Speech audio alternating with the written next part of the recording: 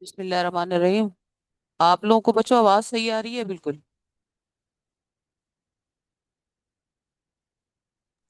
आवा- yes ma'am.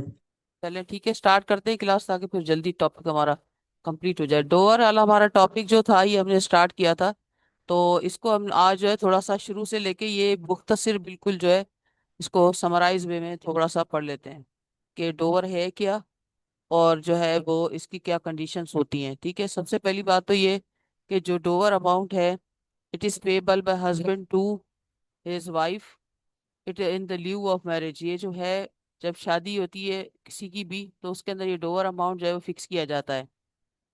तो door amount जो है वो पेबल होता है, दो किस्म का होता है। ये मैंने आप लोगों को बताया था कि एक जो है वो प्रॉम्प्ट होता है जो कि ऑन ऑन डिमांड पेबल होता है, और एक जो है उसके अंदर हमारे पास जो होता है वो डेफर होता है। डेफर डोअर, डेफर का मतलब होता है जो चीज किसी चीज को पेंडिंग में डाल दिया जाए, डेफर्ड कर दिया जाए, पोस्टपोन कर दिया जाए। तो जैसे इसका नाम है डेफर्ड, यानी इसको जो है वो पोस्टपोन कर दिया जाएगा और eight the time of dissolution of marriage payable होगा। अच्छा, इसकी इंपॉर्टेंस ये है कि ये कुरान पाक में भी इसका हुक्म आया है। Dower is a consideration of contract of marriage, क्योंकि हमने पढ़ा था कि मैरिज जो है that is a civil contract in Islamic law. तो जो डोअर अमाउंट है इसको एज अ हम जो है वो कंसिडरेशन ले सकते हैं, एज अ गिफ्ट ले सकते हैं।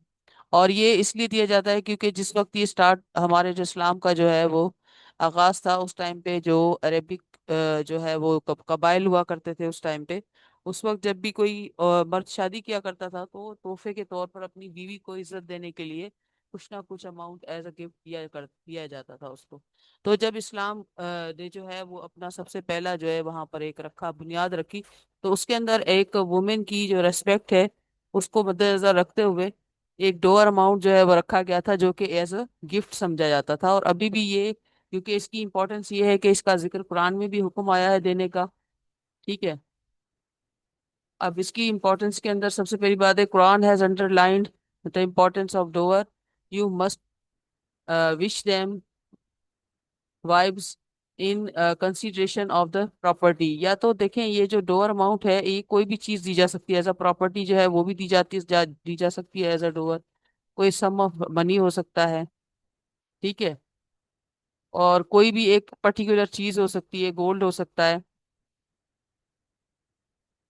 अब इसमें लिखा है, जो कुरान के अंदर इसकी अहमियत बताई गई है, it is a one of the obligation imposed upon the husband towards his wife as a symbol of respect. Or third is, if the dower is not specifically provided at the time of the contract of marriage, then it is presumed that it has been provided in the limited time। यानी कि जो उसकी जो अगर जो है marriage के time पर इसको डिसाइड नहीं किया गया है, तो इसका ये होगा कि जो है वक्त के महदूद वक्त के अंदर इसको डिसाइड कर लिया जाएगा, फिर इसको फिक्स भी किया जा सकता है ना। और प्रॉपर डोअर अमाउंट जिसको हम कहते हैं कि महर मिस्र का लफ्ज उसके लिए इस्तेमाल होता है, वो ये होता है कि जनाब कम से कम, जो एक हदीस मुबारक में आया है कि नबी पाक सल्लल्लाहु अलैहि वसल्लम से किसी ने पूछा था, तो नबी पाक सल्लल्लाहु अलैहि वसल्लम ने फरमाया कि जो शौहर है वो अपनी जो उसकी इनकम है मंथली, या उसकी जो एक साल की इनकम बनती होगी, उसकी 1 ईयर इनकम के जो है इक्वल अमाउंट होना चाहिए। ये एक मतलब एक सिंपल फार्मूला दिया गया है ना। अब वो इनकम को पूरी को साल वाली को कैलकुलेट कर दिया जाएगा और उसको जो है वो as a dower amount suppose किया जा सकता है। अगर फिक्स नहीं है तो आफ्टर मैरिज भी इसको फिक्स किया जा सकता है। और अगर इन केस के इस तरह का कुछ है कि जो है डोअर अमाउंट जो है at the time of marriage fix ही नहीं उसको किया गया होगा, तो उसके लिए ये समझा जाएगा कि जो ये डोअर अमाउंट है ये जो है वो पेएबल है। और फिर उसके लिए मिसाल कहाँ से ली जाएगी, वो फिर जो फैमिली मेंबर में अगर किसी की शादी हुई हुई है तो सबसे पहले उसकी जो लड़का है उसकी फैमिली के अंदर अगर उसकी बहन की शादी हुई तो उसका जो डोअर अमाउंट है उसको एज एग्जाम्पल लिया जा सकता है। और ये बिल्कुल जो है इसको निल नहीं किया जा सकता ना, इसकी इजाजत नहीं है कुरान के अंदर और उसकी इस्लाम के अंदर ये परमिशन नहीं है। लेकिन हाँ, औरत की मर्जी है, वो चाहे तो वो फॉरगो कर सकती है, फिर वो उसकी मर्जी है। लेकिन ये नहीं है कि जनाब दिया ही नहीं जाएगा, लिखा ही नहीं जाएगा, ऐसा अलाउड नहीं है कुरान के अंदर, इसकी बिल्कुल भी परमिशन नहीं है। बल्कि जो है इसकी बार बार ताकीद की गई है कि जो है ये अमाउंट बिल्कुल देना है। ठीक है, it is notable things that the Dover may remain undecided in it will not make the contract invalid, marriage will be take place without its provision, it will remain payable in case it is not specifically provided। अगर जो है वो लिखा हुआ नहीं है तो फिर क्या रहेगा उसके अंदर, ये होगा कि फिर जो है वो उसके अंदर जो एक प्रिजम्पशन होगी वो ये होगी कि मैरिज हो गई है, और जो डोअर अमाउंट है उसको बाद में भी डिसाइड किया जा सकता है। ठीक है। अच्छा, ये जो है वो राइट है औरत का, और इसको बिल्कुल डिनाई नहीं किया जा सकता, और ये इनहेरिटेबल भी है। मैंने आपको ये भी बताया था, हमारी क्लास में ये बात डिस्कस हो गई थी कि इसको इनहेरिटेंस राइट के अंदर इंक्लूड किया जा सकता है। और अगर जब ये इसकी कंफर्मेशन कब होती है, इसकी कंफर्मेशन होती है on the consummation of marriage, या फिर जो है अगर डेफर्ड ओवर है तो eight the time of dissolution of marriage. अब डिसोल्यूशन ऑफ मैरिज के दो तरीके कार है ना, एक डिसोल्यूशन ऑफ मैरिज हो सकती है बाय वे ऑफ डाइवोर्स, और एक डिसोल्यूशन ऑफ मैरिज जो है वो होगी, दूसरा तरीका ये है कि by the death of the husband, या फिर बाय द, या फिर जो है by the death of the wife. दोनों की मौत की सूरत में जो डोवर अमाउंट है वो पेबल हो जाएगा और वो ड्यू हो जाएगा। अगर वाइफ की डेथ हो जाती है तो फिर उसके लीगल हेयर्स ले सकते हैं, और अगर वो शौहर की डेथ हो जाती है तो जो है वो वाइफ उसके शौहर के लीगल हेयर से वो अमाउंट रिकवर करवा सकती है। ठीक है। इसका सब्जेक्ट मैटर में क्या क्या चीजें, यानी क्या क्या चीज को जो है वो ऐसा as a dower amount consider किया जा सकता है, तो उसके अंदर लिखा है, उसके अंदर जो हमारे पास प्रोवाइडेड है, all things which are prohibited in Islam, DJ wine pig वगैरह ये चीजें नहीं होंगी, ये सब्जेक्ट मैटर नहीं हो सकती हैं। ठीक है। फ्यूचर गुड्स वगैरह इस्लाम के अंदर अलाउड नहीं है, तो वो उस जैसे फ्यूचर गुड्स उसको कहा जाता है, जैसे खड़ी फसल है, अभी नहीं पता कि होगी नहीं होगी, बस फसल उगाएंगे तो फिर हम आपको देंगे, तो ऐसा डोअर अमाउंट जो है फिक्स करना उसकी इजाजत नहीं है, वो प्रोहिबिटेड है। या फिर यह है कि पर्सनल सर्विसेज कोई कहे कि मैं जो है आपकी जो है वो ये सर्विसेज अपनी प्रोवाइड करूंगा, हस्बैंड अपनी तरफ से ऑफर करे, तो ये भी प्रोहिबिटेड है, ये एज अ जो है इसको डोवर उसको कंसीडर नहीं किया जा सकता। ठीक है। ये चीजें जो है सब्जेक्ट मैटर नहीं हो सकती हैं। और लिमिटेशन मैंने आपको बताया था कि ये है कि अगर तो जो डोवर अमाउंट है वो डेफर्ड है, तो फिर उसके जो है हस्बैंड की डेथ या डिसोल्यूशन ऑफ मैरिज के जो है आफ्टर विद इन द, या फिर जो है 3 इयर्स का उसका टाइम पीरियड है, 3 इयर्स से अगर टाइम ऊपर हो जाएगा तो फिर क्लेम नहीं किया जा सकता। और आफ्टर मैरिज जो है 3 साल के अंदर अंदर औरत को क्लेम करना है। ये नहीं है कि सारी जिंदगी गुजरने के बाद बिल्कुल आ जाए, शौहर के इंतकाल को कई साल गुजरने के बाद आ जाए, तो इस बात की इजाजत नहीं है ना। ठीक है। उसके लिए तरीका ये होगा कि जैसे ही डिसोल्यूशन ऑफ मैरिज होगी तो उसके फौरन बाद क्लेम करना है।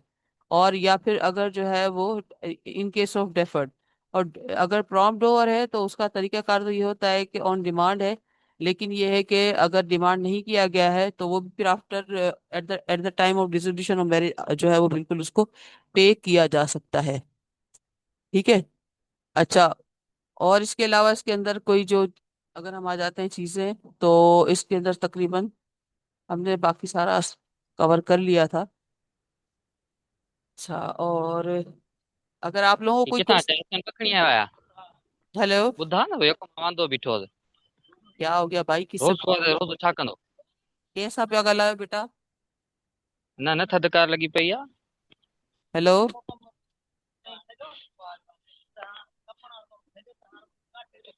कहाँ है भाई, ये कौन है, कौन बोल रहा है ये? सीआर कहाँ है भाई, सीआर? हेलो।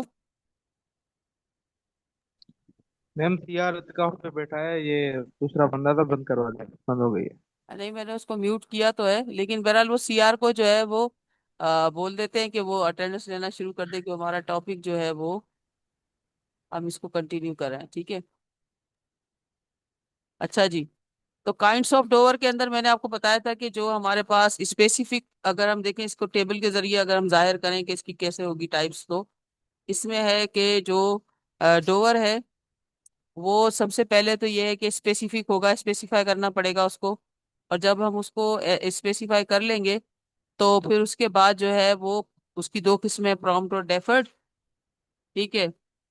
और उसके अलावा अगर स्पेसिफिक नहीं होगा, तो स्पेसिफाई नहीं किया, लिखा हुआ नहीं है, डिसाइड नहीं हुआ हुआ, तो फिर उसके अंदर जो है वो कस्टमरी, या फिर जिसे हमने कहा है कि मेहर मिस्र लिया जाएगा, एग्जेम्पलरी वो कहा जाता है। ठीक है।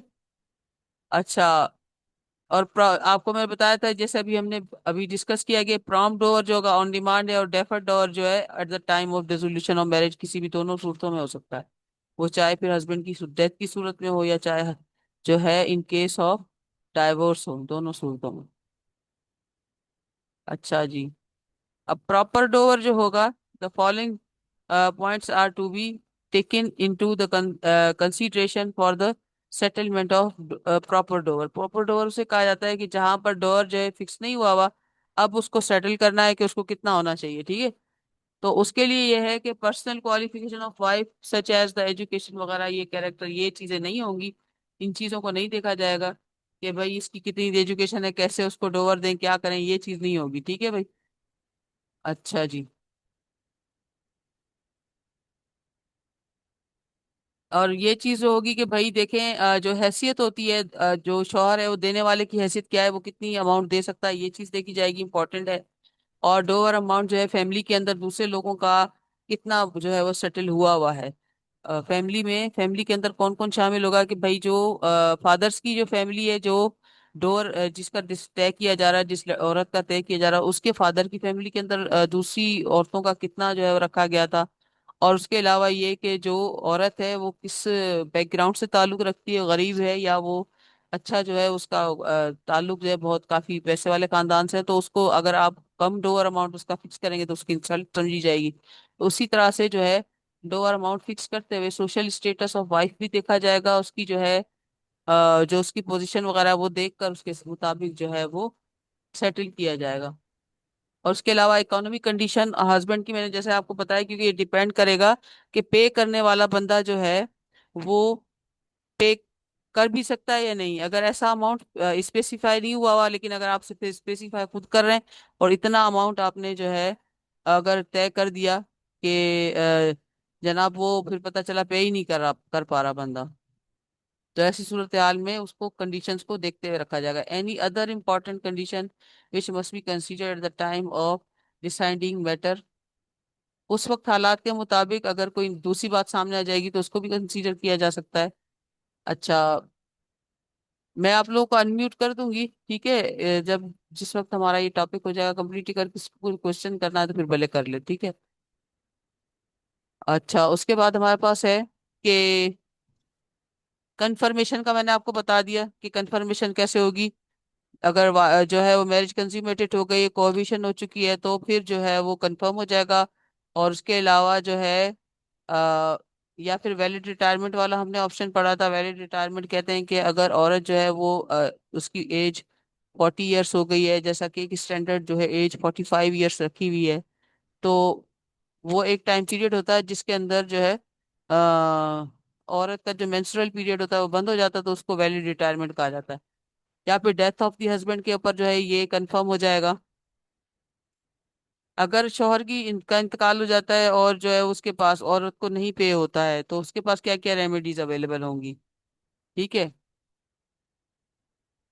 अच्छा, इसके अंदर जो पेमेंट होगी, उसके अमाउंट के पेमेंट होने का एक तरीका ये होगा, मैरिज कंज्यूम हो चुकी है तो फुल पे डोअर अमाउंट पेएबल हो जाएगा। और अगर मैरिज मैरिज कंज्यूम नहीं हुई, सिर्फ निकाह एग्जिस्ट कर रहा है, तो फिर हाफ डोअर अमाउंट जो है वो पेएबल होगा।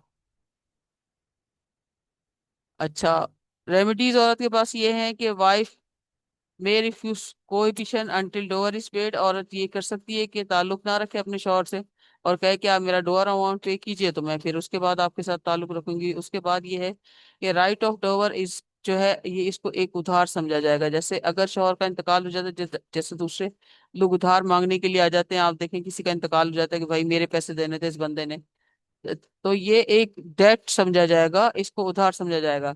Wife may bring a civil suit against her husband for the payment of dower. It is a debt and remain payable after the death of her husband. तो फिर ये अगर शौहर का इंतकाल हो जाएगा तो वो फिर उसके लीगल हेयर्स से जो है वो क्लेम कर सकती है, अपना केस फाइल कर सकती है, ठीक है। Wife may retain her deceased husband's property and may obtain such position in lieu of door.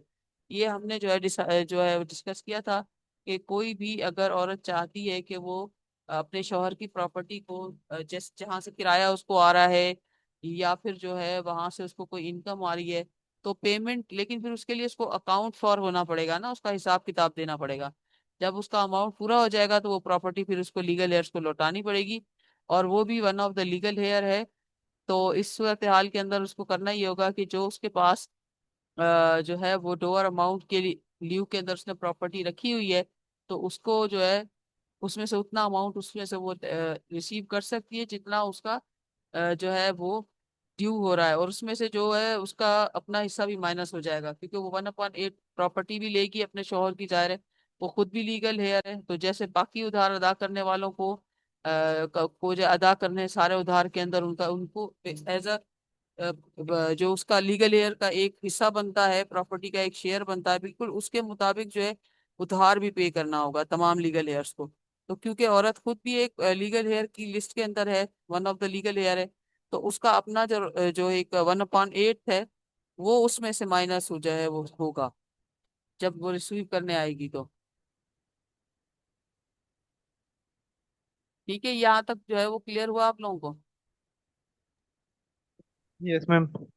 अच्छा, अब सीआर जो है वो उसको मैं कह रही हूँ कि बेटा आप जो है वो अटेंडेंस ले लें, और स्क्रीनशॉट्स भी ले लेना, स्क्रीनशॉट ले लें ताकि फिर आप मुझे भेज दीजिएगा ये स्क्रीनशॉट इस क्लास खत्म होने के बाद, क्योंकि वो फिर हम लोगों को जो है। अच्छा, उसके बाद हमारे पास जो है इसमें नोट्स के अंदर तो फिर वो शुरू हो रहा है डाइवोर्स वाला चैप्टर।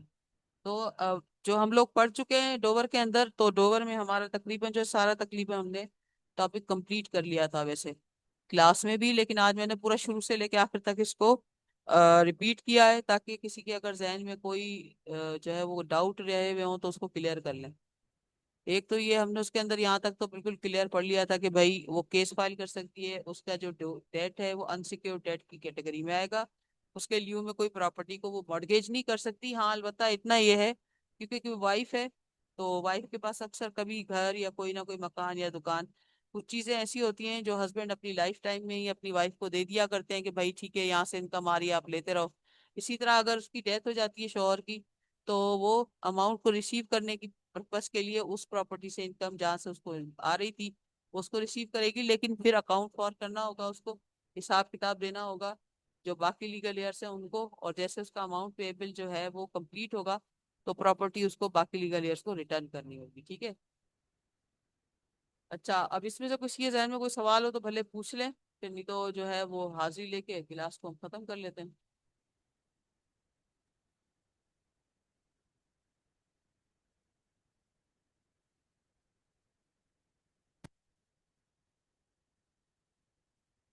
कोई क्वेश्चन आ रहा है किसी के जहन में?